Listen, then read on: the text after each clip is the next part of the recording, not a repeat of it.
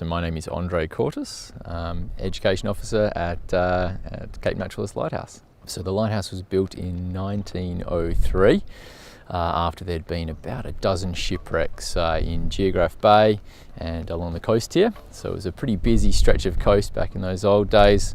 I think wood, wool and whales is what they used to term it.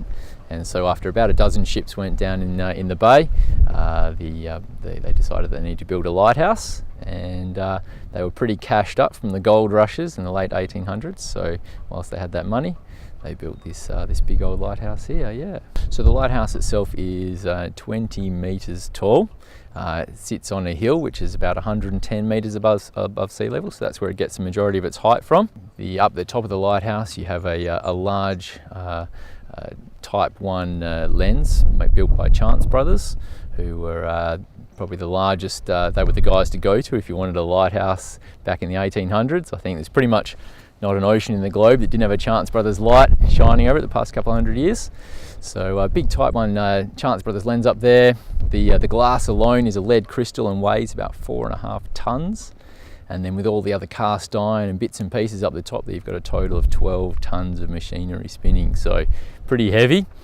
And it all floats on a bed of liquid mercury, which is pretty common for lighthouses of that vintage. And so you've got 156.5 kilos of mercury up there, which is just under 12 litres, and all 12 tonnes floats on that bed of 12 litres of mercury, which is pretty clever design. And very low friction. So the big lens up the top there, when it spins around, if you turn the motors off these days, we will continue to spin for about 45 minutes on its own momentum, which is pretty amazing. And that's why such a sort of a low amount of electricity as it has these days can keep that whole lens spinning around. Even during the daytime, you notice the lens does keep spinning, and that's primarily because it is a giant magnifying glass, and if it was sitting still during the day and the sun shone through it, you could literally start a fire down in the bush or up in the top of the lighthouse there. Yeah, yep. And there's a little light bulb that sits still in the top there, so about so big these days. When the lighthouse first started, it used to burn on whale oil, a little flame up the top there, and then switched over to kerosene in the 1920s. And then finally electricity way later in 1978. So we were pretty slow to get electricity out here. That's right.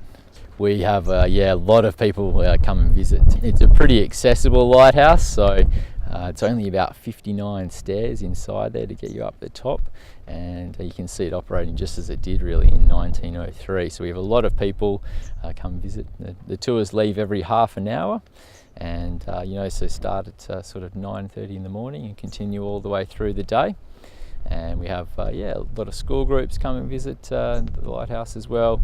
You've got a lot of fantastic walk trails, so you get a lot of people come out here and really spend sort of the morning out here on the walk trails, checking out the wildflowers, the whales, and going up and seeing the lighthouse as well. It's still fully operational, pretty much the way it was all those years ago, and there's not too many lighthouses around the country that you can get inside and see them operating just as they did. So it's it's just looking at a little window of history there. It's a pretty amazing spot. That's right.